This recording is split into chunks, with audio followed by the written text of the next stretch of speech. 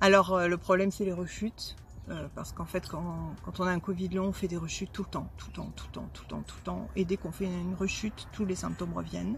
Mais je garde encore beaucoup de symptômes et surtout une obligation absolue d'organiser toute ma vie autour de cette question. J'ai essayé d'aller voir un neurologue et là pour le coup ça a été bien. Ils se sont réunis à plusieurs et ils m'ont organisé une petite consultation à deux l'un après l'autre avec un vrai bilan.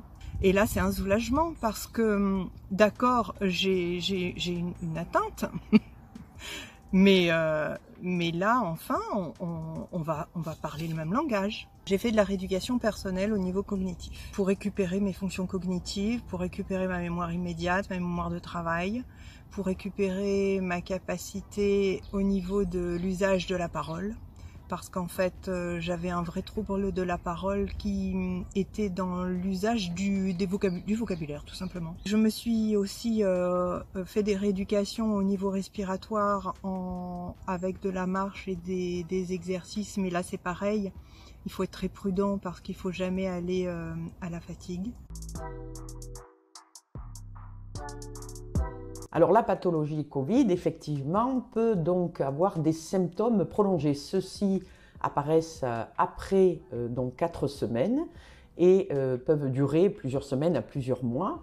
Ces symptômes sont très différents. Ils vont de la gêne respiratoire aux céphalées, aux troubles de l'attention, aux troubles de l'odorat, en allant par les troubles musculo-squelettiques, les troubles digestifs, et ils sont encore multiples et variés.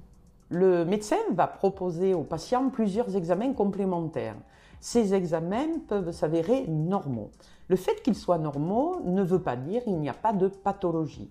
Et le médecin va rapidement proposer un guide d'autogestion au patient, d'auto-réhabilitation, qui va permettre à celui-ci de comprendre ses limites, de comprendre les facteurs déclenchants, aggravants de ses symptômes et de s'autogérer. Donc le médecin va faire une première évaluation de son patient avec un interrogatoire et un examen des plus précis, mais surtout va le réévaluer régulièrement. Et cette réévaluation qui va montrer le plus souvent une amélioration ne pourra qu'encourager le patient à comprendre l'évolution, bien sûr, vers une guérison.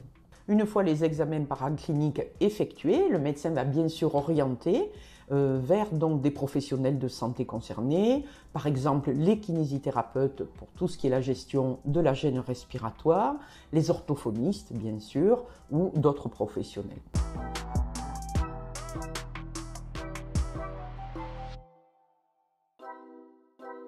La rééducation des symptômes prolongés de la Covid peut effectivement durer entre quelques semaines et quelques mois, voire 5-6 mois. Autant le kinésithérapeute vous accompagne tout au long de cette période, en relation avec votre médecin généraliste. La majorité des patients récupèrent complètement à l'issue de cette rééducation, qui se veut progressive, adaptée à chacun. Il existe plusieurs types de rééducation, et cette rééducation, elle a une place centrale dans la récupération des activités de la vie quotidienne du patient. Il peut y avoir une rééducation respiratoire, en cas de syndrome d'hyperventilation.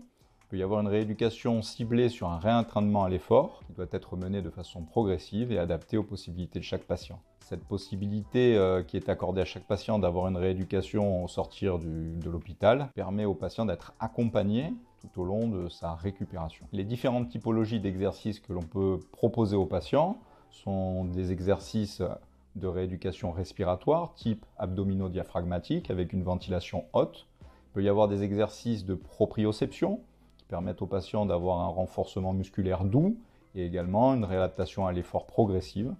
On peut également avoir un réentraînement à l'effort un peu plus soutenu à l'aide de nos outils habituels que vous pouvez trouver dans les gymnases de rééducation, comme des vélos, des tapis de course, des espaliers, des exercices guidés par le kinésithérapeute. Et puis après, il peut y avoir aussi tout un tas d'exercices de type cardio-respiratoire, des réentraînements à l'effort quand vous êtes en fin de rééducation et que la rééducation s'est bien passée, ce qui est le cas pour un certain nombre de patients, heureusement. Vous pouvez éventuellement reprendre vos activités habituelles sportives. Pour cela, le kinésithérapeute vous accompagne. En tant qu'orthophoniste, on peut recevoir les patients présentant un Covid long pour plusieurs raisons. La première, c'est des troubles ORL, ça peut être des troubles de la voix, des troubles de la déglutition, s'ils ont été intubés par exemple.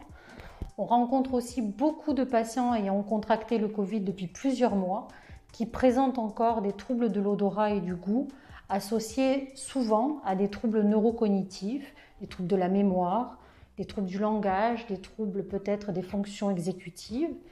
Et notre rôle, c'est de faire cette rééducation non pas de l'odorat, mais plutôt de l'olfaction, c'est-à-dire essayer d'aller stimuler les zones cérébrales qui traitent de toutes ces informations pour participer à cette stimulation cognitive de rééducation et de réadaptation.